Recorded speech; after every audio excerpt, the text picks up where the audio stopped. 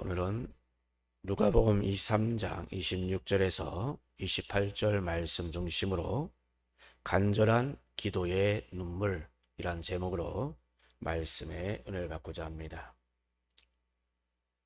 자, 오늘은 총회 선교주일입니다. 그래서 오늘 여러분들이 이 총회 설교에 관한 그런 말씀을 전하려고 다 준비했었는데 갑자기 오늘 이 주신 말씀 다시금 생각나게 하시고 그래서 오늘 이 말씀을 전하고자 합니다. 여러분, 비록 오늘 총회에 관계된 말씀을 전하지 못하지만 우리 항상 총회를 위해서 기도해 주시기 바랍니다. 총회라는 울타리가 있어야 이 땅에서 이 세상 가운데서 온전히 우리가 믿음을 지키고 신앙을 지키고 모든 것을 잘 감당할 수 있는 그런 울타리요 또한 선교의 사명을 감당할 수 있어야 봅니다. 여러분, 우리가 탈무드에 보면 하나님이 천사들에게 지상에 내려가서 가장 소중한 것을 가져오라 라고 이렇게 하는 내용이 나옵니다. 그래서 천사들은 지상에 내려가서 각자 나름대로 소중한 것을 여긴다는 것을 가지고 다 돌아왔습니다. 그래서 그 중에는 다이아몬드를 가져온 천사도 있었고 또한 꽃을 가져온 천사들도 있었습니다. 그 중에 그런데 한 천사는 액체가 담긴 작은 병 하나를 가져왔습니다. 그래서 하나님께서 그것이 대체 무엇이냐라고 이렇게 물으셨습니다. 그러자 이 천사는 이것은 믿는 자들의 눈물입니다 라고 이렇게 대답을 했습니다. 하나님께서는 이 천사가 가지고 온 이 작은 병을 아주 가장 소중하게 여기셨습니다. 하나님께서는 우리가 주님을 향해 우는 그 눈물을 결코 잊지 않으십니다. 시편 56편 8절에서 시편 기자는 말합니다. 나의 눈물을 주의 병에 담으소서 라고 이렇게 말합니다. 또한 시편 126편 5절에서는 눈물을 흘리며 씨를 뿌리는 자는 기쁨으로 거두리로다. 아멘. 자, 여러분, 은혜란 하나님께서 거저 주시는 것입니다. 그런데 또 한편에서 보면 하나님의 은혜로 복받는 것은 바로 하나님의 손에 있는 나의 눈물의 병이 차야 되는 것입니다. 기독교의 특징은 바로 은혜다라고 말합니다. 많은 믿음의 선진들이 은혜의 크기를 잴 수 있다라고 말합니다. 그 은혜의 크기는 바로 주님 앞에서 흘린 그 눈물의 양이다라고 이렇게 말하고 있습니다. 여러분, 그렇습니다. 우리가 이 기도는 우리가 그저 입으로 하는 것이 아니라 바로 눈물로 하는 것입니다. 우리 하나님께서는 우리들의 눈물을 보고 계십니다. 이사야서 38장 5절에 하나님께서는 내 눈물을 보았노라 라고 이렇게 말씀하셨습니다. 강해 설교가인 찰스 스윈덜 목사님은 눈물에 대해서 이렇게 말합니다. 땅 위에 떨어지는 눈물방울은 하늘의 왕을 불러온다. 주님은 우리가 수치를 당할 때나 실망했을 때보다도 눈물로 어려운 시절을 적시고 있을 때에 우리의 내적 갈등에 주목하신다. 그분은 그 어려운 상황을 부드러운 사람의 순간들로 변화시킨다 라고 이렇게 말합니다. 여러분, 죄 없으신 그 예수님께서 사형 판결을 받고 그 십자가를 지고 이 골고다 올라갈 때의 얘기가 오늘 말씀입니다. 예수님은 밤새 심을 당하신 그 예수님께서 정말 지치고 지친 예수님께서 십자가의 그 하나의 그런 무게만 해도 무려 엄청난 그 무게를 이기지 못하시고 자꾸 가시다 쓰러지십니다. 게다가 로마 군병은 채찍까지 휘두릅니다. 예수님이 지신 이 십자가는 십자가의 그 가로축 부분만 해도 무려 거의 30kg 육박하기 때문에 기진맥진한 상태로 이것을 짊어져야 하는 그 예수님에게는 정말로 아주 끔찍한 고통이었던 것입니다. 자, 이렇게 십자가를 지고 고통스럽게 정말 한 걸음 한 걸음 굴러가는 그 예수님 그 뒤로 수많은 사람들이 따라가는 것입니다. 누가복음 23장 17절에 또 백성과 및 그를 위하여 가슴을 치며 슬피 우는 여자의 큰 무리가 따라오는지라. 아멘. 예수님을 보면서 너무나 가슴이 아파서 가슴을 치면서 울고 뒤따르는 그 여인들을 향하여 예수님이 이렇게 또 말합니다. 나를 위하여 울지 말고 너희와 너희 자녀를 위하여 울라 라고 이렇게 예수님 말씀합니다. 사실 예수님께서 그 십자가에 못 박히는 것은 당시 예수님을 따르던 그 사람들에게는 엄청난 위기요, 정말 그런 슬픔이었습니다. 그래서 예수님 죽음을 너무나도 슬퍼했기에 그래서 그렇게 예수님을 뒤를 따르며 가슴을 치며 울면서 따라가고 있는 것입니다. 그런데 주님께서는 나 때문에 울지 말고 너희와 너희 자녀를 위하여 울라라고 이렇게 말씀하고 있는 것입니다. 여기서 울라라는 것은 바로 기도를 말합니다. 눈물의 기도를 말하는 것입니다. 코로나19로 인하여 식당들의 문을 닫기도 하고 또한 회사가 어려워지고 일상 활동들이 모두가 다 위축되었습니다. 경제도 모든 것이 다 어려워지자 우울증 환자가 점점 늘어나고 자살률은 점점 더 높아지고 가정은 가정대로 다 깨어져 가고 있는 이 실태에 정말 심각한 위기가 아닐 수가 없습니다. 언제쯤 위기가 정말 그 어려움이 정말 언제 끝날까 심히 걱정되기도 합니다. 그러나 여러분, 그 위기 순간에 너희와 너희 자신의 자녀를 위하여 울라라고 하는 이 말씀하신 그 주님, 바로 지금 이 순간에도 우리에게 그 골고다의 그 걱정보다는 먼저 너희와 너희 자녀를 위하여 울라라고 이 주님께서 이렇게 말씀하고 있지 않습니까? 너희와 너희 자녀를 위하여 울라. 즉 먼저 너희와 너희 자녀를 바라보면서 기도의 눈물이 있어야 한다라고 이렇게 말씀하고 있는 것입니다. 자, 그러면 도대체 바로 이 기도의 눈물이 과연 어떤 힘이 있기에 이런 기도의 그 눈물이 있어야 한다라고 주님은 이렇게 강조하여 말씀하고 있는 것입니까? 첫째로 이 기도의 눈물은 나의 문제를 해결하여 줍니다. 이사야서 38장 말씀 보면 남유다의 13번째 왕인 히스기야가 병이 들어서 죽게 되었습니다.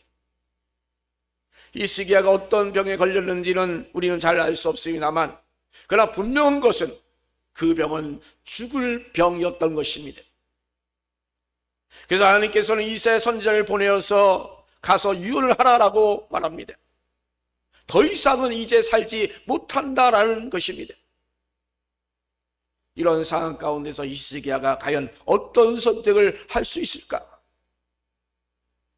히스기야는 그 죽음의 그 선고를 바꿔서 그는 하나님 앞에 눈물로 기도했습니다. 이때 하나님께서 보신 것은 바로 이 히스기야의 그 기도의 눈물이었습니다. 하나님께서는 이 히스기야의 그 기도를 들으셨다라고 이렇게 말씀하고 있습니다. 눈물을 보셨다라고 말씀하고 있는 것입니다. 여러분, 우리는 사람들마다 눈물을 흘립니다. 기뻐서 흘리고 또는 슬퍼서 흘리고 또는 어떨 때는 억울해서 눈물을 흘립니다. 그러나 그런 눈물 가운데 가장 가치 있는 눈물은 바로 기도의 눈물입니다. 하나님께서는 우리 애가 눈물로 기도할 때에 그 기도의 눈물을 보십니다. 눈물로 기도하는 그 안타까운 심정을 우리 하나님께서는 보신다라는 것입니다.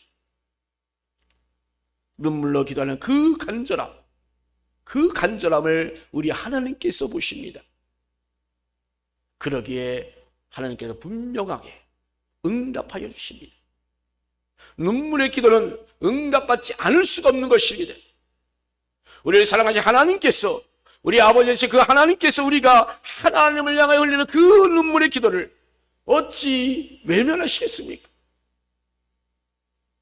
내 눈물을 보았노라 라고 말씀하는 것처럼 우리의 눈물을 보셨는데 어찌 우리 하나님께서 응답을 주시지 않겠습니까, 여러분?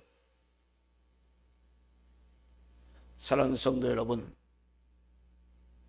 여러분 자신에게 문제가 있습니까? 괴로운 일이 있습니까? 아니면 억울한 일이 있습니까? 정말 아무에게도 말할 수 없는 정말 그 아프고 괴로운 일이 있습니까? 여러분, 그렇다면 주님 앞에 나오십시오. 그리고 눈물로 기도하십시오. 하나님께서는 이 히스기야의 그 기도의 눈물을 보시는 것처럼 바로 우리의 그 기도의 눈물을 보심을 깨닫기 바랍니다. 그래서 이미 사형성을 받은 그 히스기야를 살려내는 그 기적을 베풀어 주시는 것입니다. 우리가 안 된다고, 우리가 불가능하다고, 아니 이미 끝났다고 생각되는 그런 문제까지도 우리 하나님께서는 해결하시는 그 기적을 베풀어 주십니다. 지금 우리에게 필요한 것, 그것은 바로 기도의 눈물입니다. 두 번째로 기도의 눈물은 우리의 가정의 문제를 해결하여 줍니다. 누가복음 8장 말씀 보면 죽어가는 자신의 그 딸의 문제를 가지고 지금 주님 앞에 엎드린 사람이 나옵니다. 바로 그가 회당장 야이로였습니다. 누가복음 8장 41절 12절에 보니까 이에 회당장인 야이로 하는 사람이 와서 예수의 발 앞에 엎드려 자기 집에 오시기를 간구하니 이는 자기에게 12살 된 외딸이 있어 죽어감이로다. 예수께서 가실 때에 무리가 밀려들더라 라고 말합니다. 자, 여러분, 이 상황을 우리가 보면 정말 그냥 무리 없이 받아들이겠습니다만, 그러나 이 당시 상황을 보십시오. 그 상황에서는 이 회당장이 지금 예수님을 찾아간다는 것, 정말 힘들고 어렵고 희귀한 일이었습니다. 자, 왜 그렇습니까? 이 회당장은 이 모세의 율법을 위시한 그런 구약의 율법을 지키던, 그런 가르치던 그런 사람이었던 것입니다. 즉 말하자면 구약 율법에 아주 철저한 사람이었습니다. 아주 충실한 사람이 바로 회당장이었던 것입니다. 그런 사람이기 때문에 당시 바리새인이나 그 사두개인 등 바로 이 구약의 철저한 사람들이 바로 예수를 메시아로 인정하지 않는 그런 상황 가운데서 예수님을 찾아갔다는 것, 정말 결코 쉬운 일이 아닙니다. 더군다나 대적하는 입장에 있는 그러한 회당장이었습니다. 예수가 회당장인 것을 거부했던 자였습니다. 그래서 온 전국의 모두가 다 예수님은 어떤 자다라고 하면서 반대급부로 그를 내쫓고 핍박하는 그런 입장에 섰던 자들이었습니다. 자, 그런데 이 회당장에게는 아주 절박한 그런 사정이 있었습니다. 바로 12살 된 이 외동딸이 이름 모를 그 병으로 죽어가고 있었습니다. 좋은 의사와 좋은 약을 써도 아무런 요금이 없었습니다. 그런데 예수라는 사람이 바로 어떤 질병이든지 고친다는 그 소식을 들었습니다. 그래서 그 회당장은 딸만 살릴 수 있다면 아비 된 자서 감히 어찌 못할 일이 있겠습니까? 그래서 예수님 발 앞에 지금 엎드린 것입니다. 그리고 자기 집에 오셔서 딸을 고쳐주세요 라고 이렇게 간청하고 있는 것입니다. 그런데 여러분, 그 집으로 가다가 아주 희한한 일이 벌어졌습니다.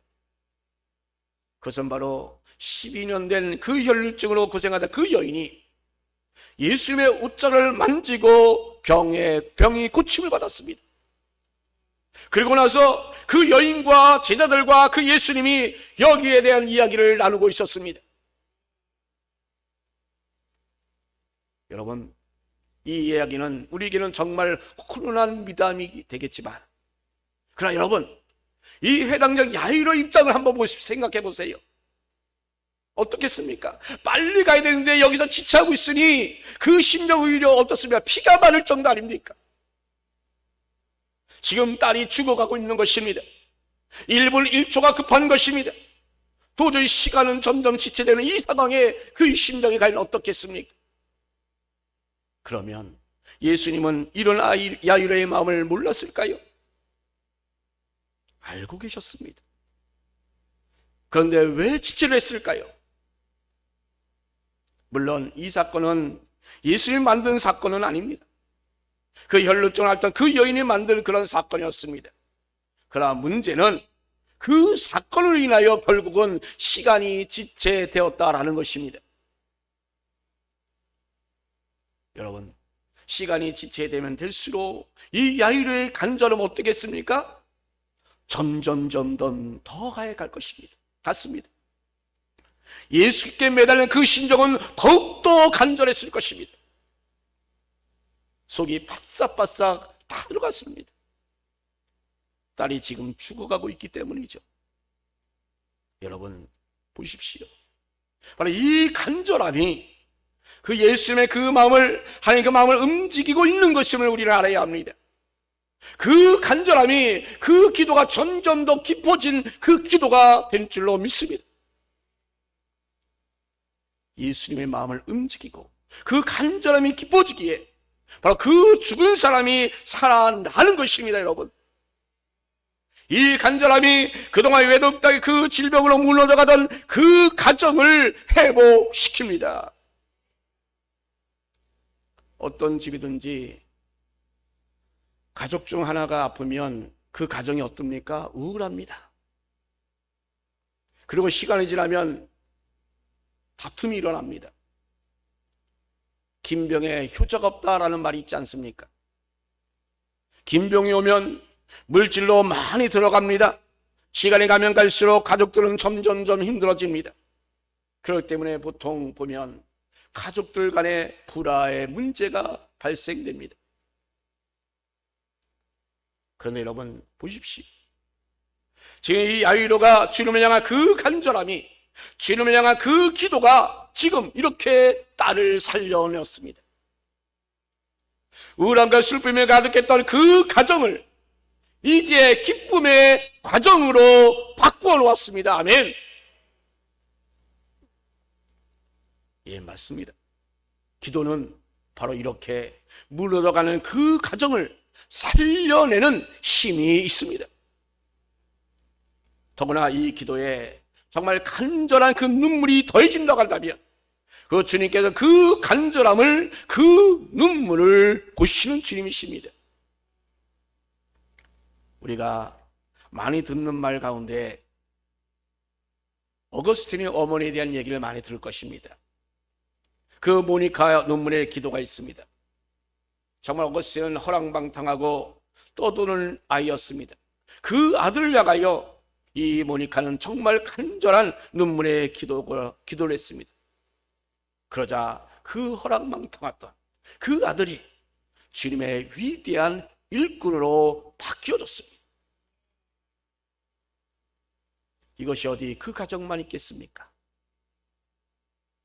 기도하는 가정, 특히 눈물의 기도가 있는 가정은 이렇게 되는 것입니다. 혹시 믿지 않는 가족이 있습니까? 식구들이 있습니까? 아니면 이 가정에 정말 질병이나 물질 때문에 또는 불안한 그 어려움들이 여러분 가정 가운데 여러분 있습니까? 그렇다면 우리가 할 일이 무엇입니까? 단 하나, 오직 눈물의 기도입니다.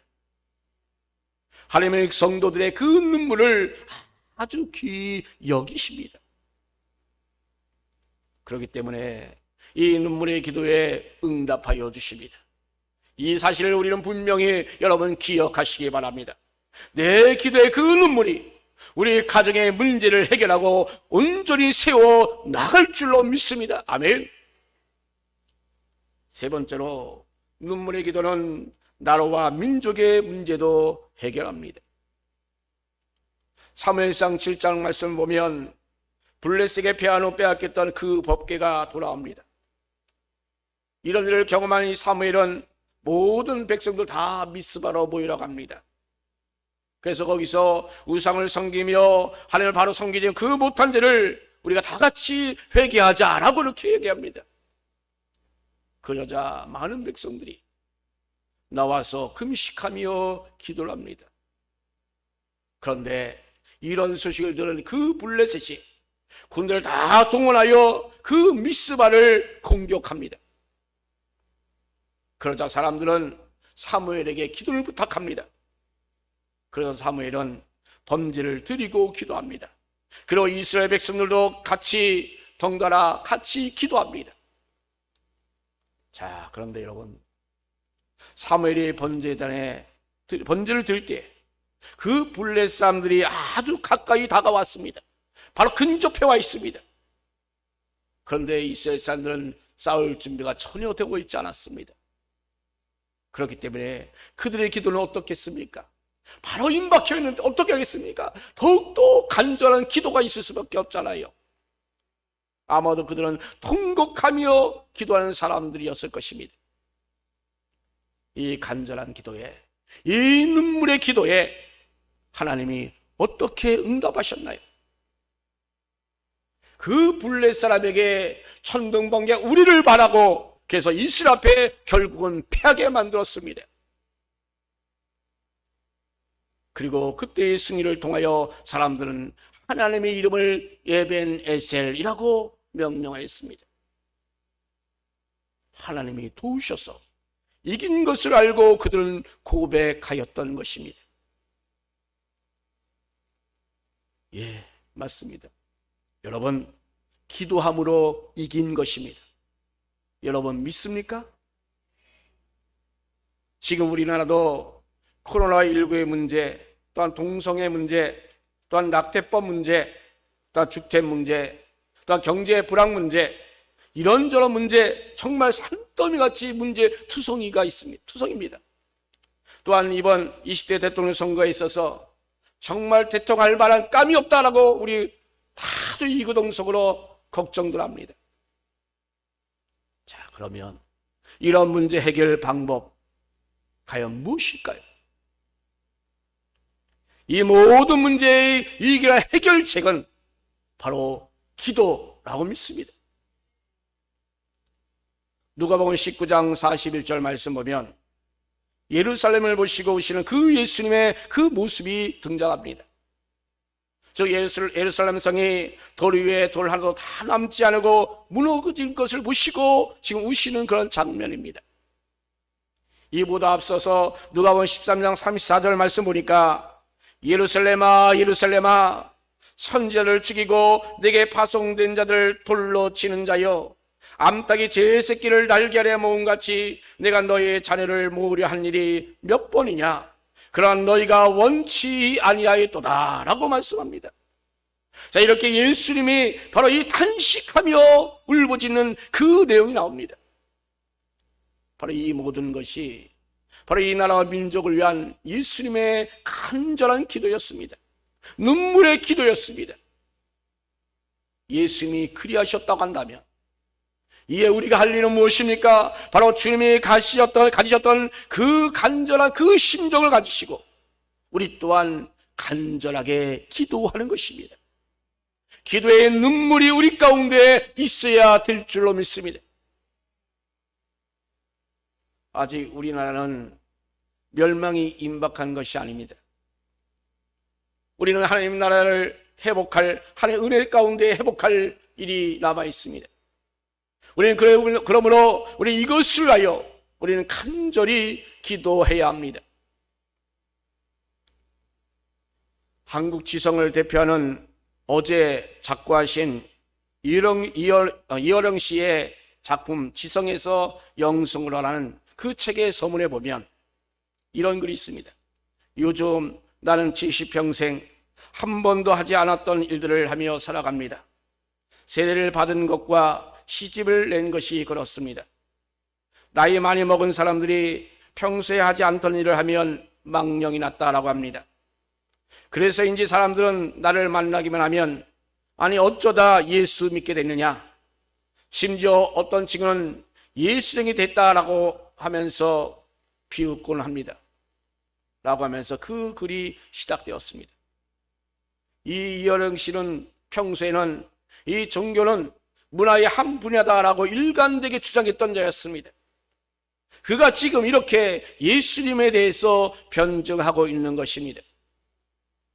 물론 그가 기독교를 선택하게 된 것은 바로 딸과 손주에게 닥친 이런저런 그 시련이 계기가 되었던 것입니다. 그러나 더 중요한 이유가 있습니다. 그것은 바로 사랑하는 딸이 14년 동안 수많은 그 고난의 그 불무보 속에서도 그 믿음의 한치의 흔들림도 없이 아버지께 복음을 그 전한 일 때문이었던 것입니다.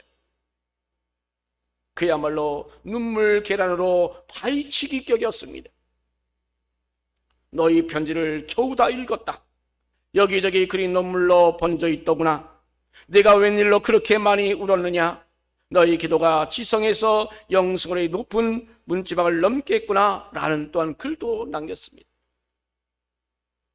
그가 세례받았던 그 당일에 바로 딸에게 써보낸 편지의 한 부분이었습니다. 이렇듯 이 눈물의 기도는 힘이 있는 것입니다. 여러분, 우리 성도들 눈에 이 기도의 눈물이 많으면, 목회자의 눈에 기도의 눈물이 많으면 욕심만이, 이기심만이, 감정만이 이 바리새인들처럼 외식만이 남게 되는 것입니다.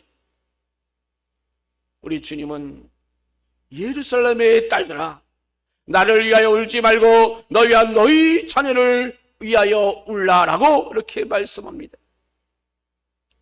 이 기도의 눈물이 우리 가운데 있기를 간절히 소망합니다.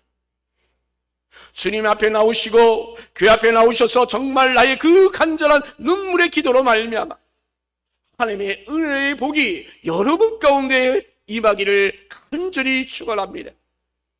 또한 우리의 간절한 그 눈물의 기도로 말미암아 여러분의 가정의 문제가 해결되게 하시고 회복되게 하시고, 또한 믿지 않는 가족들이 구원되게 하시고, 또 여러분이 갖고 있는 질병이나 여러 물질이나 그런 불안한 모든 어려움들이 정말 여러분의 그 간절한 눈물의 기도로 말미암아 은혜의 체험이 있는 저와 여러분 되기를 예수님 이름으로 축원합니다.